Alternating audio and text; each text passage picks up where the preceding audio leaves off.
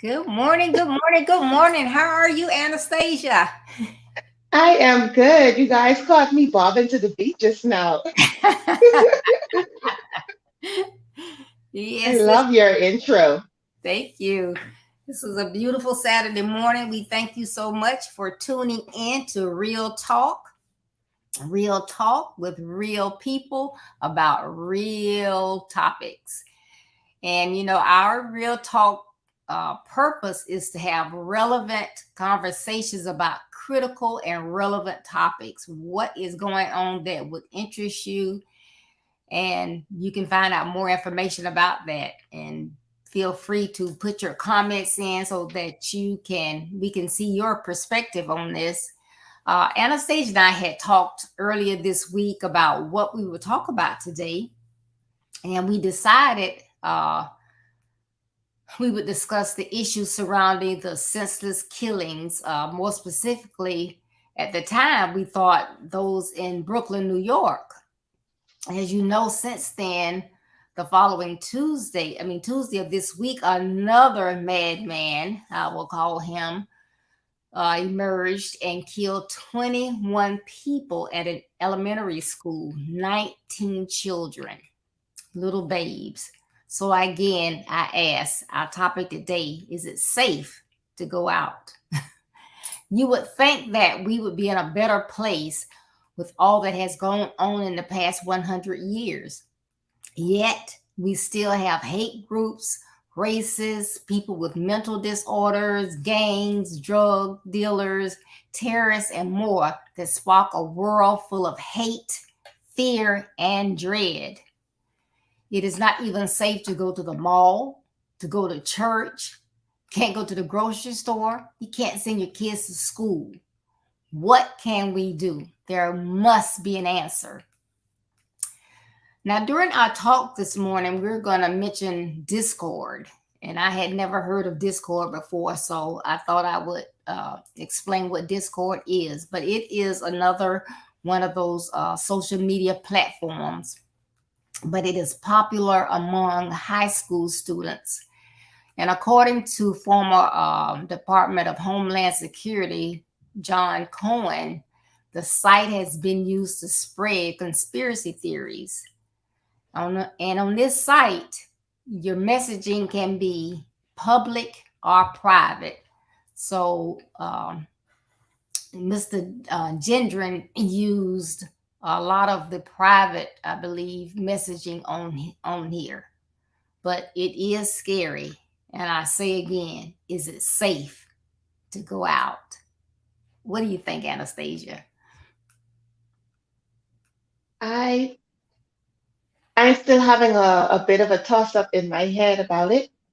Um, because we here in the Bahamas, we love to come over there. We love coming to the US and experiencing everything that you guys have to offer and just taking it all in entirely when we do come over. But we've already had a reservation about coming because, technically we are a nation of Black people for the most part. We are dark skinned people. And so there's always been this talk here about, being mistaken for a Black American and being caught up in one of those situations that you see on the news and that you see protests are centered around and things like that. Because I know that we had a situation where one of our college students ended up in a situation like that in front of a McDonald's. He ended up in an altercation with a police officer. And of course, that made it all the way over here, and everybody's all upset and everything, but it's become commonplace and everyday. And we don't want for that type of thing to be commonplace and everyday and us to get used to it. But we're starting to. And then the next step is these school shootings, these mass shootings, these annihilations of innocent people. And Miss Deborah, I really do not know if it is safe to go outside because it's just so much. It's just so much to consider every time that you step out of your door. That's right. Okay. Well, we're going to go ahead and dive into this, starting out with replacement theory. I don't know if a lot of you have heard about that, but I had not heard about that before either. But I want to say good morning to Laura Sims and Dan Smith. Thank you both for tuning in. Mhm. We were looking at Peyton Gendron, the 18-year-old from Conklin, New York, who's the alleged gunman in the mass shooting at Top Supermarket in Buffalo. So this happened on Saturday, May 14th, and it's thought that he was mesmerized by this great replacement conspiracy theory. Now, there's a document that was released online under his name in advance of the attack, where he referenced the theory. Authorities have yet to confirm if the document is real or not. But if it is, then it means that it only further exposes the deadly consequences of white supremacy. Can you tell us more about the theory itself, Ms. Deborah? Sure. Good morning, Curly. Yes, it's just, it's just unimaginable the things that people come up with. But this replacement theory, uh, it is a racist conspiracy that is active, is ongoing, and it's the thought of these people that the white population in current white majority countries are being replaced. The whites are being replaced. And yes, and I was like, okay, how are they being replaced? Well, what is said, what their thoughts are, is that their race is being replaced because white babies are being aborted. Simply, that's a choice. They're saying that LGBTQ rights will take women away from the home, and therefore that will decrease the white birth rate. I mean, have they done the research? Do they know this is true? They're saying because of all the interracial marriages that the white population will decrease. And then they call it interbreeding, but I'm assuming they mean the babies of the interracial relationships. But I mean, people have been, that wasn't said when they were raping, when the white European owners were raping the slaves. They didn't worry about that, you know. No. But now it's a big issue and it's a replacement theory. They're just saying Mhm. that everybody is against the white race and trying to replace them by these means. So that is this whole replacement theory. But Gendron, it's just it's just to look at his timeline. It's just, I mean, I just don't know what to say. But now again, we're talking about an 18-year-old. But a year prior to this, he had, and they didn't say what the project was, but he had a high school a project for high school, and in his project, he whatever he did it on murder suicide, and a red flag went up, and so the state police were contacted. Now, whatever it was bad enough for the police to be uh, contacted. They actually took him, placed him in, well, one site says it was a hospital, somewhere says it was a facility. He stated somewhere that it was an emergency room, but wherever, he stayed there only for a day and a half. He had a 15-minute examination on his mental health or whatever, and then they let him go. And he told people at that time, oh, well, it was just a joke. I was just, I didn't mean anything by it. So, because I guess maybe they didn't have proof that he was serious, that they didn't flag anything in the system. And this was one of the reasons why he was able to purchase the guns, because there were no flags that were put out on him. But then this past January, he posted on Discord, this social media site, that the high school incident ended when he told investigators it was just something stupid he did. But he was really serious about it. But it ended up not being a big deal because he told him it was just something stupid. So my question is, if your child breaks the cookie jar and you find it and you say, "Did you break that?" They're gonna say no, because they think they're gonna get in trouble. So he said it was just something stupid. So you just take that as gospel and you let it go. All right. It turns out that he further posted that he continued with the story and that he was getting out of class and he wrote it down. He said that he was still able to purchase guns. It was not a joke. He wrote it because that's what he planned to do. He lived 200 miles from this supermarket. So this is still pretty much out. It's not around the corner for you. This is not someplace that is right up the street. And so the grocer and the packing guys and everything. And so they're familiar with you. No, you purposely went to an area that you do not frequent. You drove 200 miles away. That's a road trip. Nassau is only 21 by 7. So that is a major road trip for us. And you went out there with all of this planning and preparation ahead in order for you to make this trip and to take this journey. He targeted because it was a predominantly Black community.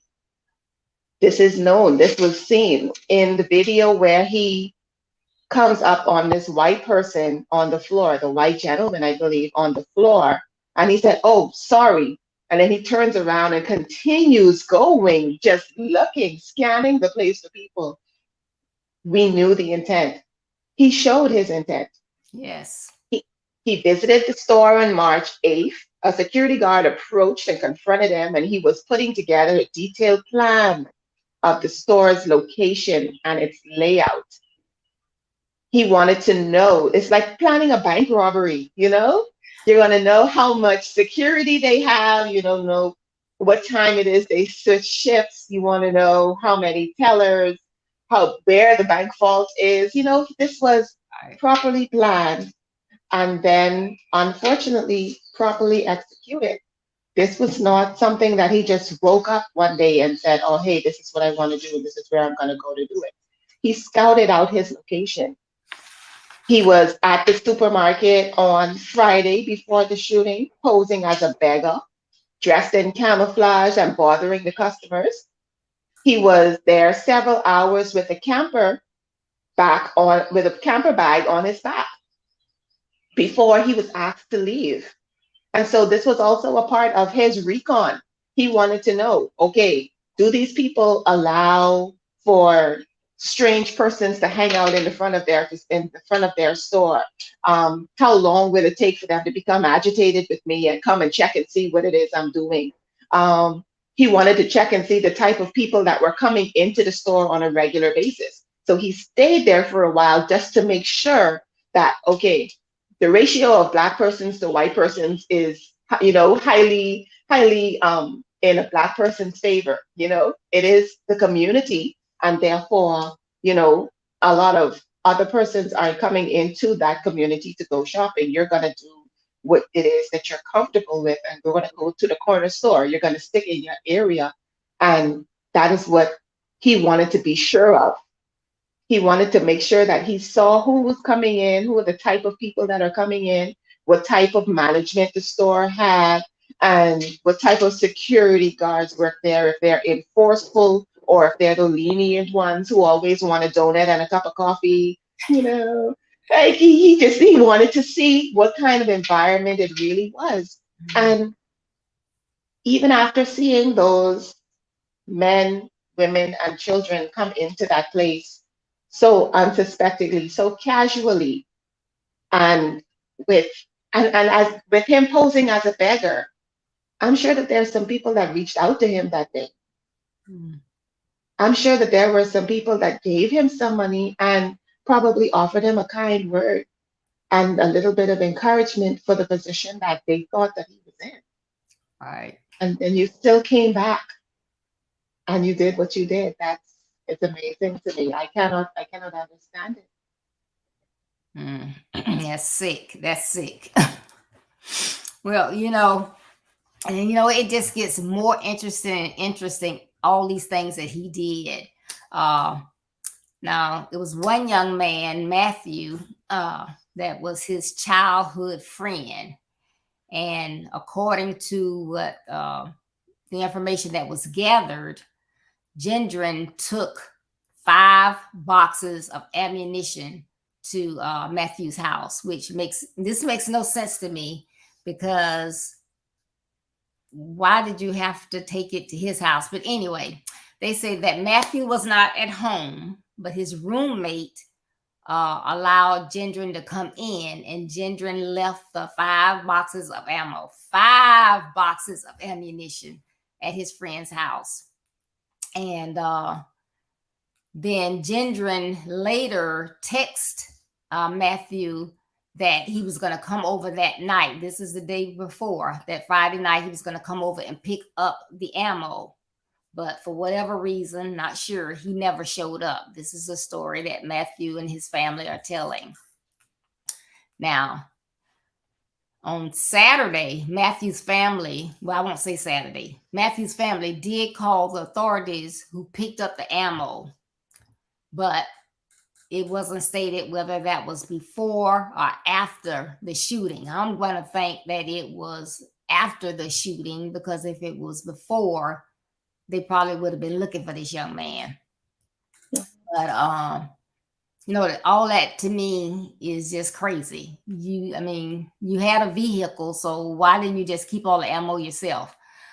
But Matthew's mom, and like I said, this was his childhood friend. So Matthew's mom was very distraught, because she said she was like a second mom to Gendron.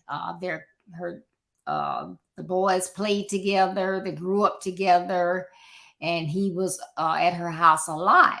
Now, what I found amazing was she said that this was a young man that was not allowed to play violent video games. Anything that had a gun in it, he was not allowed to play at home.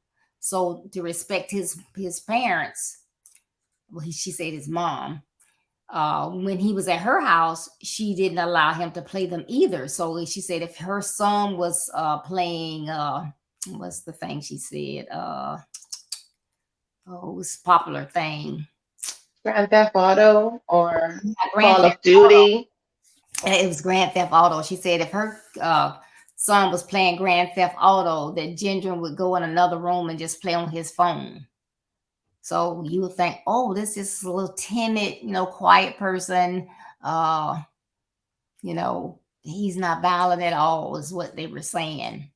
Mhm. But anyway, uh, so then Matthew, his friend, he is Hispanic. So he said that, being raised around Matthew, he would have thought that he was racist. He never said anything that would make you think he was racist. He said he was just shocked. Uh, so that goes to show, you never know people, you never know what's going on in their minds. And like I've been putting on my social media this month, it is mental health month. And, we need to go further than a month for being aware of this. We need to find out the signs of mental health disorders and be engaged. When we know someone, it doesn't have to be a friend or a loved one. If someone is in your classroom, if someone is in your Sunday school class, someone you work with, if you see things are changing with them, all of a sudden they have a different routine, they have a different uh, emotions going on, you need to try to talk with them. And if you feel like there's something going on, you need to let someone know.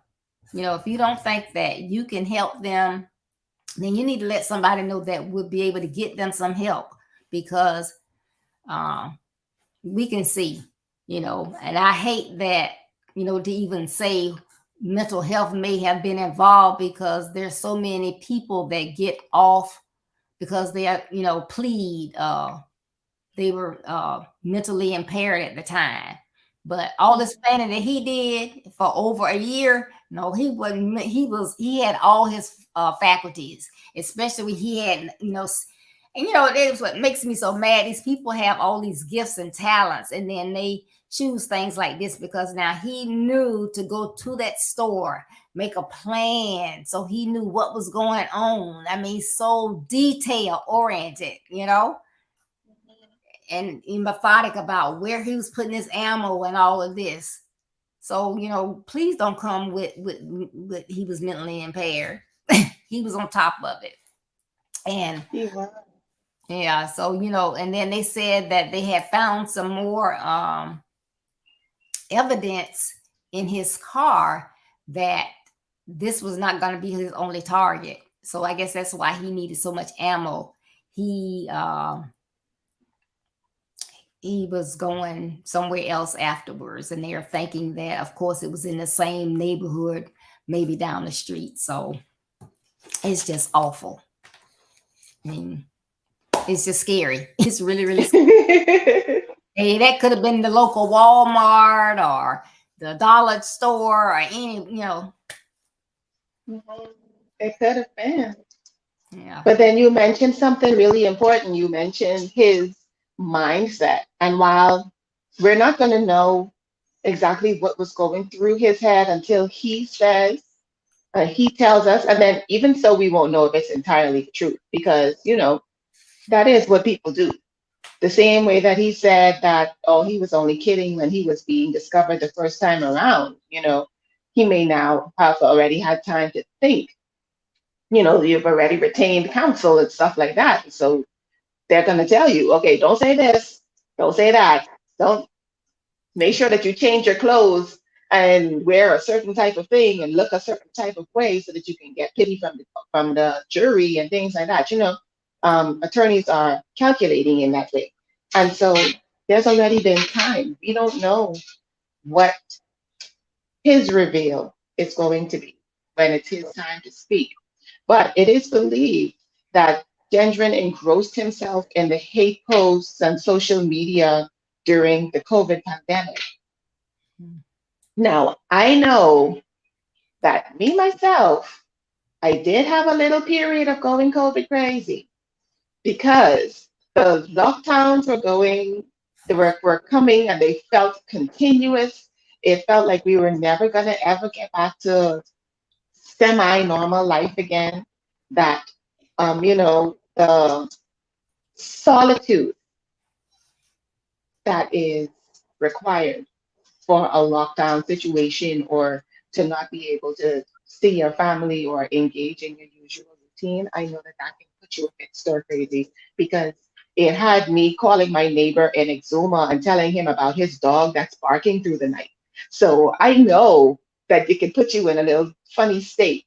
But for him to have engrossed himself in hate posts and social media during the pandemic, to me, that's still a choice. You could have Netflixed and chilled, do what the rest of us were doing. There were a lot of COVID babies. There were a lot of conceptions during that period. Do what the rest of folks were doing. I wasn't doing that, but go ahead and do something else with your time. You always have a choice in what it is that you're allowing into your space and into your spirit. And so for them to say that, oh, this is what he was engrossed in during that time, I still don't find that valid, because you have to type in the search bar in order to find it. There's keywords that you're putting in order for these things to come up, you know? Mhm. So it's the choices that he made that put him in that audience. And then in May 2020, he watched a 17-minute video of the New Zealand mosque killings of 51 people. His social media posts became increasingly violent over the last several months. He tried to keep his plans from his family. I'm not sure how hard he tried if you're on social media and you're getting to a dark place, but okay. And then on February 22nd, he wrote, "They don't know about the hundreds of silver ounces I had on the hundreds of dollars, or the hundreds of dollars I've spent on ammo. They don't know that I spent close to $1,000 on random military stuff. They don't even know I own a shotgun or an AR-15 or illegal magazines." Now, this is in quotations. So that means you, in typing, said that your magazines, which is not books, we're not talking about Cosmo, we're not talking about Home and Garden, we're talking about the container which holds your bullets that you insert into the gun. That's what a magazine is. And so if you're able to type in your writing, in your rant, that these are illegal, it shows a sign of consciousness. All of these things, everything that he is doing, it's just sign after sign after sign of consciousness. That was in February. This was February 22nd. This didn't happen until May 14th. And so we always have to look at ourselves and look at the people around us. And you do not want to be paranoid, and you do not want to say that everybody is crazy and, just lock yourself inside of a room, because let's be honest, housebreaking is still a real thing. But you also want to make sure that your relationships are maintained and built on a strong enough foundation that when you see things like this, you don't just brush it away and be like, oh, that crazy gentry always playing around with things like this. Yeah. People don't normally play with things like that. We have to pay attention to the people that we say are in our circle and that we say are our friends. Yeah, it is just ridiculous. And then, it's like, come on, come on, come on, come on, parents. Come on, parents. What? You don't go in your child's room? You don't look under their bed to see if they cleaning under their bed? You don't look in their closet? Really? You don't know what they're doing? And these gun sellers, I'm just totally confused. I'm just like, really? I mean, I know people, if you sell guns, you want to make money. And there's so many people buying guns that regular guns, you can sell those. But here you have an 18-year-old. You have to be how old to run a car? 25. But 18-year-old, you walk in a gun store and you buy uh, a weapon that they would use in war. What does an 18-year-old need with an automatic weapon like this? Why would you sell? I mean, I just can't fathom that if I was selling guns, that I would. I, I don't. I don't even think I would even carry those because that doesn't sound right. If you are going hunting, you don't need one of those. So what do you need them for if you're not going to be doing no good? It's just crazy. But Yeah. anyway, and and y'all tell us what y'all think out there. Please put your comments in. Good morning, Peggy. Then on April 15th, he stated online that he had to get on with this thing. So he's planning this. He said, my family knows something is up. So apparently you're acting differently. Something you're doing if your family knows something is up. And if they know something up, why are they not asking questions? Why are they not trying to see, they know what happened a year before when you were talking about murder, suicide. Now, if that was my child, I would be concerned. I wouldn't be trying to cover up anything, whether he right or wrong. I want to get him help if there's something going on, and I don't want him to harm anybody. So I'm going to be intervening. So if they knew something was up, I don't know what they were waiting on. Excuse me. Then on this Discord chat group, they said there was a 500-page document written. 500-page. And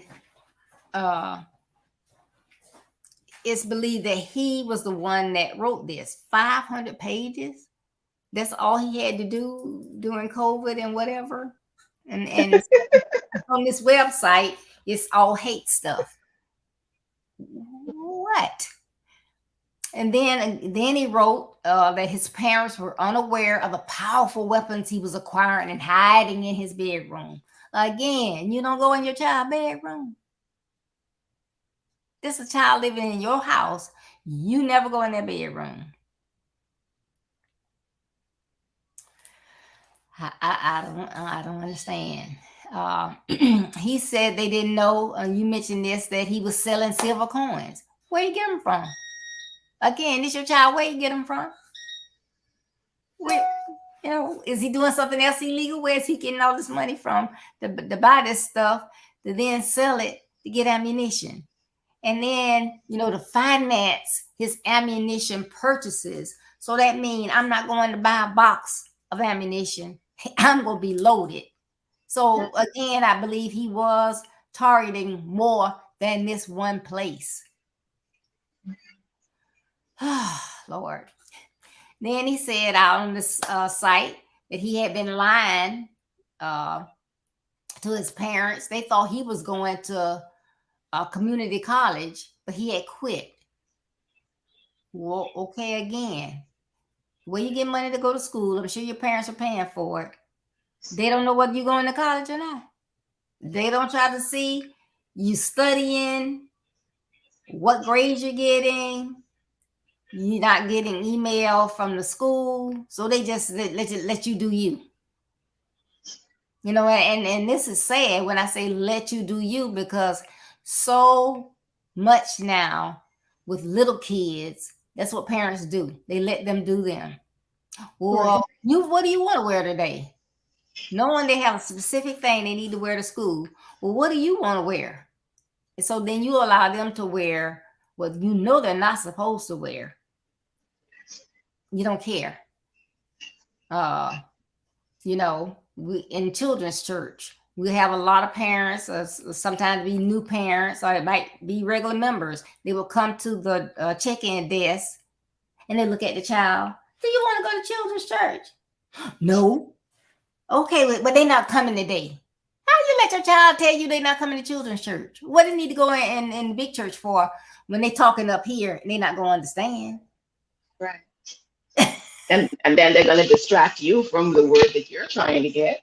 Right. So, so you just letting them do him. Uh, but he had quit school. And he said, my parents know little about me. That's sick and sad at the same time. But enough about him. He's done what he did. But these victims, there were 13 people that were shot. 11 of the 13 were black. So those two that weren't, I'm sure those were accidents on his part. But there were 10 human beings, 10 of God's children that lost their lives because of him.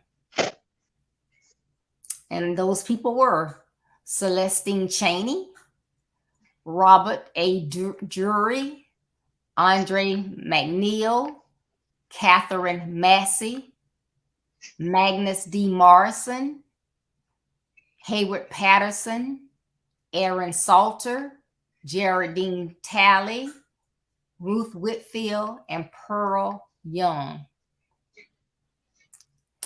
These are people that we need to take at least 30 seconds of silence for these people that lost their lives behind this unnecessary act of hatred. So if you could.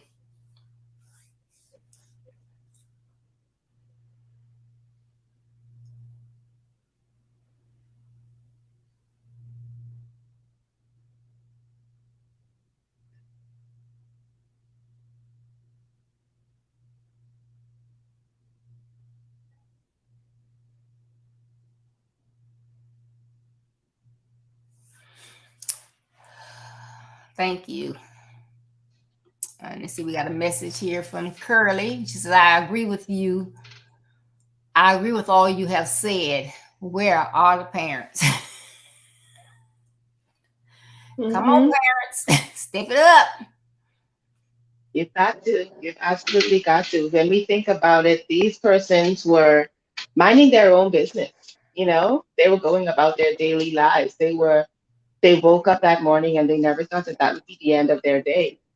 These people are someone's mother, someone's child, someone's father, someone's friend, you know, somebody's coworker.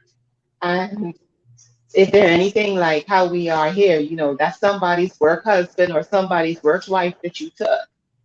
And it may be the joy of their day going into that work environment. That may be the joy of the day, waking up every morning.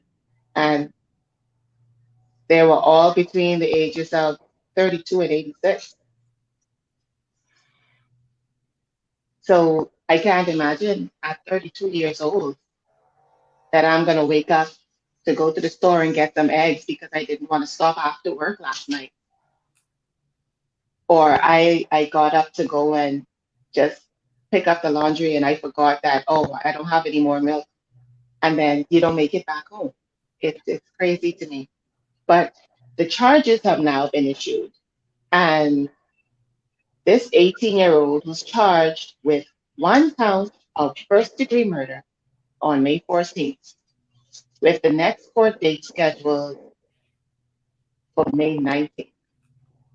On May 19th, he was officially charged with one count of first-degree murder.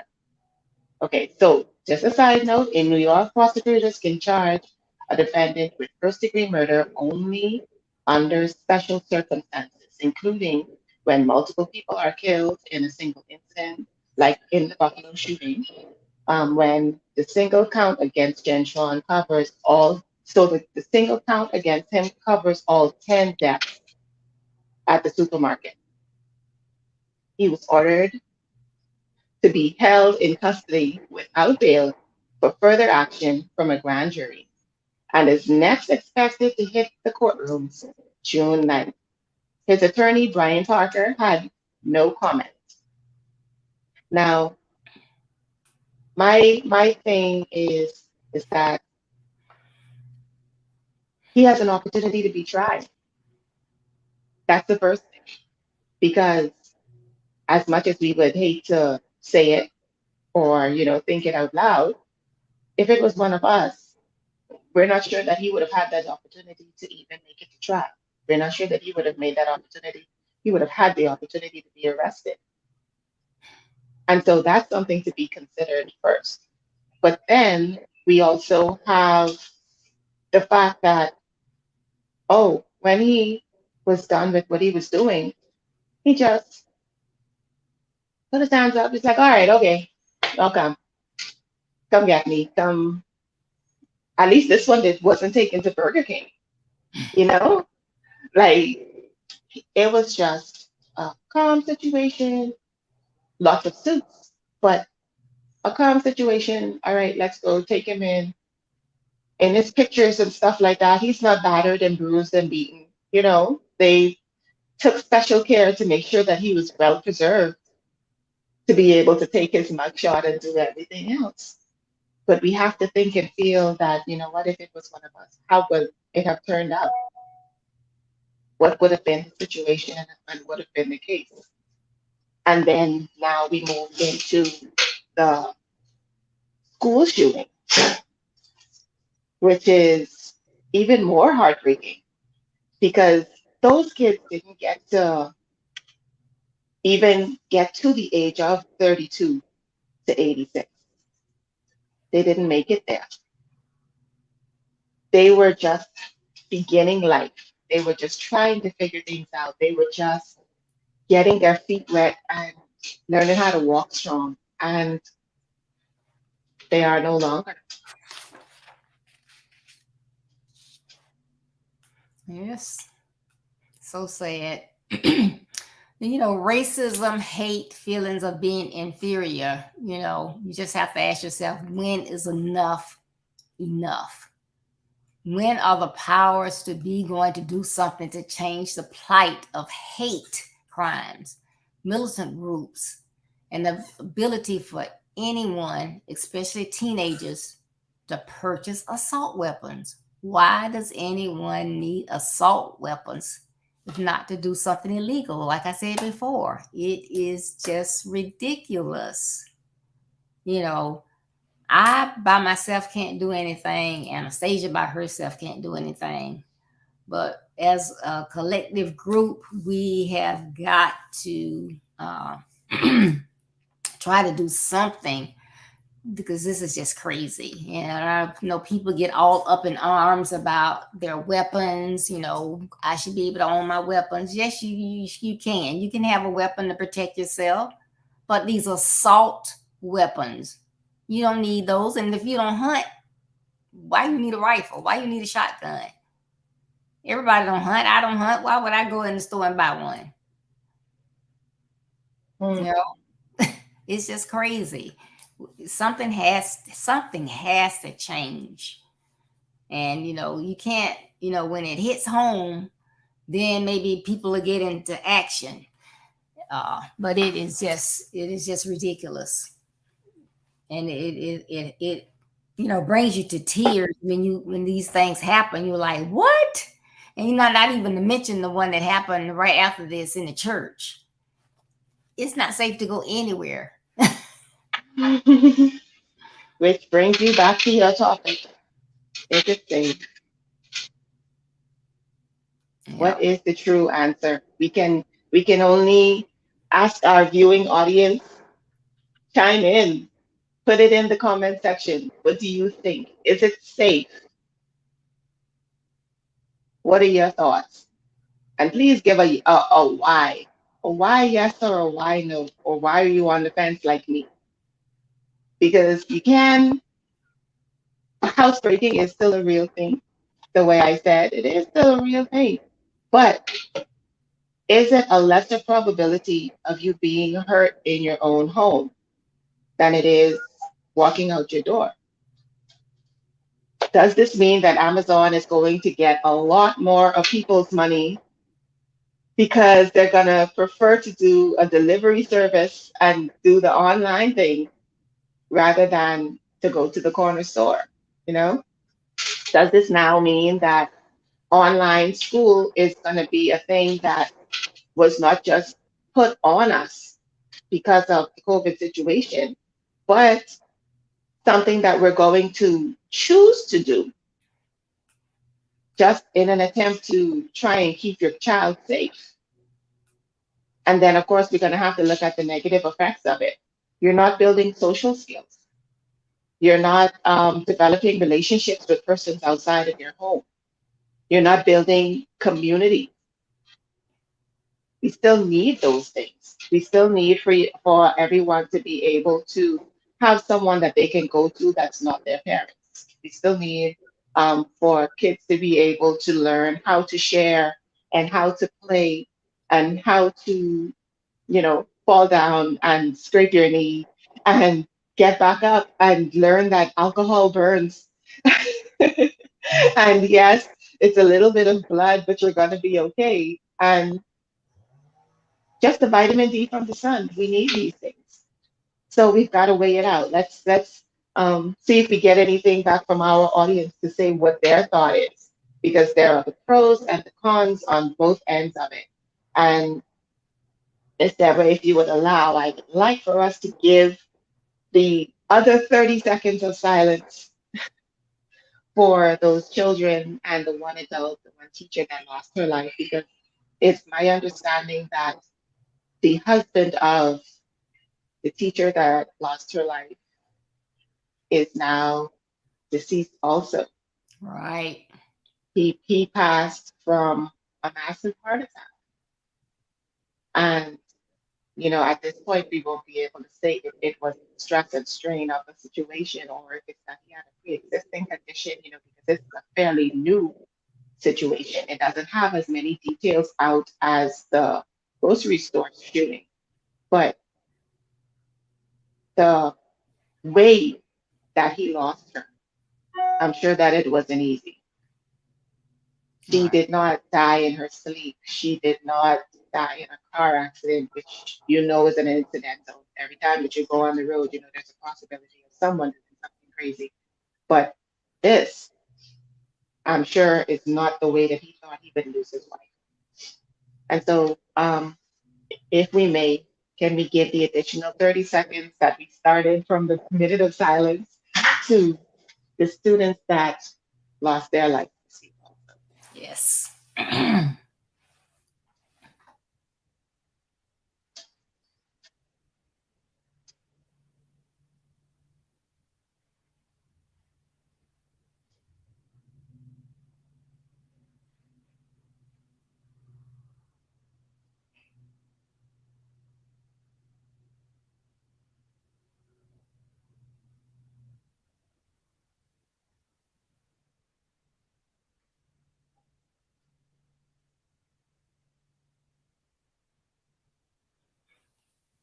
All right. Thank you. Yes, and that was so sad with the babies. And again, this was an 18-year-old that had two assault rifles, and he even shot his grandmother before he went on this binge to the school because she found out he was not graduating. So, it's just sad. It is very, very sad. And I Yes. know that, you have probably heard this and you may be sick of it. I hope not, because, it could be my child, my grandchild, my neighbor's child is just important. And, this is a relevant topic and, you hear bits and pieces. So I thought it would be very relevant to have all the information and, you know, in one place from the beginning to the unfortunate end. So I hope that this piqued your interest and will at least get you thinking, what can I do? Is it writing a letter to my congressman? What is it that I can do?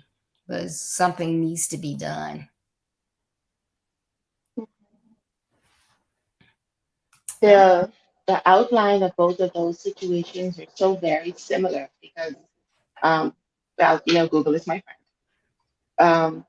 The 18-year-old that is involved in this situation is Salvador Rolando Ramos, and he fatally shot 19 students and two teachers. I thought that it was one, two teachers, and wounded 17 others at Robb Elementary School in Uvalde, Texas. He shot his grandmother in the forehead, severely wounding her. After firing shots outside of the school for approximately 5 minutes, he entered Robb Elementary School armed with an AR-15 style rifle and a handgun through a propped open side entrance without encountering any armed resistance. Ramos locked himself inside the classroom while all his victims were killed and remained there for about 1 hour before being killed by a United States Border Patrol tactical team. It is the third deadliest American school shooting after the Virginia Tech shooting in 2007 and the Sandy Hook Elementary School shooting in 2017. And it is also the deadliest ever in the state of Texas. That's crazy. So, It's absolutely crazy. And again, we do have to wonder and think about, what were the signs beforehand? What was going through his mind? What was he exposed to? How did he obtain the weapons?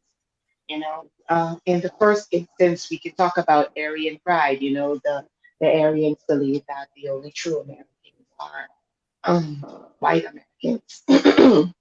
The classification and the traits of blonde hair and blue eyes, they're the only ones that are true Americans. But it's the land of the free, the home of the brave. Incidents like this, it encourages so much extra caution that we have to continue to go back to your topic, Miss Deborah. Is it safe? yeah, yep, it is. And I like Curly's comment. She said, we must not be so afraid that we stop living the life God has given us. And that's so right. Uh, we got to have faith that He's going to cover and protect us. But it is scary. It is. And that, But, yes. but the good thing is that, um, one of the tools for ensuring that we are raising proper men, strong men, godly men, is a tool that you've made available to us, right, Miss Deborah? Right. I just thought I would. I just had to. I just had to. I had to. I had to because your book is so continuously timely. You Mm, know, it is continuously timely, and it is so matter of fact in us wanting to build proper young men. You know, we're right. trying to take this in stages and start at a young age. Let's start at primary and work our way into preteen and work our way into high school and, even into adult life, young adult life. It has so much insight, nugget, advice, guidance to those stages of your life, and it allows for counselors to read it and you put it into play. It allows for educators to read it and put it into play, for youth groups to use it in their reading sessions and reading circles and things like that as an assignment. Um, but it's not mine, it's your baby. Let me Yeah. let you finish talk about your baby. Oh, no problem. Thank you for putting that plug in though. But yeah, it is essential, and I had thought about it because of course, if you are listening for the first time and you don't know, uh I'm all about high school age and young adult males. But the revelation came to me that hey, this is a platform by a lady. I'm a teenager, I'm a young adult. they may not come on here to listen to me. But if you are a parent, a grandparent, an educator, a coach, you work in organization, after school organization, or whatever, get the book, read it. You will see that you can utilize this to assist others, to help your child, help your grandchild, those that you are uh, responsible for mentoring. I had a group in Georgia, one of our Boys and Girls Club. They are using this book as a tool. And we have so many places that it can be used to assist, because maybe something did happen in their young lives, but they need the parents and the grandparents. You should know that and be able to work with them, that they can get over those things. Obstacles and things happen, and if it's something that's serious, then you get them the help that they need. But the book will tell you, those things that you need to work with. And yes, you need to train early. Then you won't have to try to fix later, like these broken men here. Because I'm going to call them men, because they did some men things. So yes, please, if you go on my website, you can get an autographed copy of the book. If you want a Kindle version, you can go on Amazon. And I'm not trying to toot my own horn, but I have raised 3 sons, and I know some of the signs to look for. I know the things that they need to do. And, years ago, biblical principles and basic principles were taught in school. You don't see that a lot now. For whatever reason, I guess because we live in a microwavable society, parents don't have time to do that. So this is a tool that you can use. So please visit my website. And I'm going to let Anastasia kind of close us out. But I do want to say again that May is Mental Health Month, but we have to go beyond May. But we need to learn the signs of mental health. If you are someone you know or may love, show any of the symptoms, please talk or intervene. It is time to move the stigma of not talking about mental health. It is something that is real. You talk about the pain in your shoulder, your pain in your stomach, your mind is just are not more important than your body. So you got to talk about it. It is real, and there is help. Mental health is pertinent not only this month, but 365 days a year. So find out more about mental health. Thank you so much, Miss Deborah. And we also need you to know, those of my Bahamian people, my people, the books are here. I do have a few copies. If it is that you're looking to get a physical copy, if you're anything like me, one of those that like to highlight as they go so that you can go back to it quickly, then you can get a physical copy. They are on the ground. You can reach out to Miss Deborah through the website and everything, and she's going to get the information to me on how it is you're going to receive that book. If you're trying to reach me, my platform is BB Cummings. That is Facebook and Instagram. I'm not doing Twitter yet. I'm not that tweetable. So if you're trying to reach me, you can reach me there. And my focus has been on youth mentorship, youth counseling, um, career direction, those sorts of things. And so, reach out to me if it is that you want to engage in a conversation with any of those topics. And Ms. Deborah, it has been great sitting with you today. I know that it has not been the most high beat topic that we've had, because we've definitely had some saucy stuff on here. Right. This is every fourth Saturday. We have some saucy stuff on here, but today it was a little bit more somber. It was a little bit more detailed, and it was still a great session. I thank you so much for having me with you so regularly. As I said, it's every fourth Saturday. Miss Deborah, do you want to give them your scheduling for your Effective Living Monday? Yes, Effective Living with Coach Ricardo Miller, Monday Night Conversations. I am fourth Mondays. And Miss Anastasia is fifth Monday, so she's coming up Monday. So Yeah. tune in at 7 p.m. Central Standard Time. So Mhm. 7 p.m. Central Standard Time. But it is a great time of information. It's always cutting edge. So please tune in. It's on YouTube. So we look forward to that. Well, Miss Deborah, I'm about to get into the rest of my Saturday. You started it off with on a great note. Like I said, a little somber, but definitely necessary. We needed this conversation. We needed to know that we have to look into what's happening in our kids' lives and look for the signs, and do not turn a blind eye to things that are a little bit suspicious or a little bit off. We got to make sure that we're paying attention to our kids and holding ourselves accountable to raising them. So thank you so much for this topic today. All right. Thank you, everyone, for tuning in and staying with us. I know we went a little long today, but this was a topic that we wanted to make sure that we covered and you understood. So thank you for your patience. Um, building your best life is our business. That's not a slogan, it's our commitment. I love you. Be blessed. Stay safe. And we will see you next fourth Saturday. Bye bye. Bye.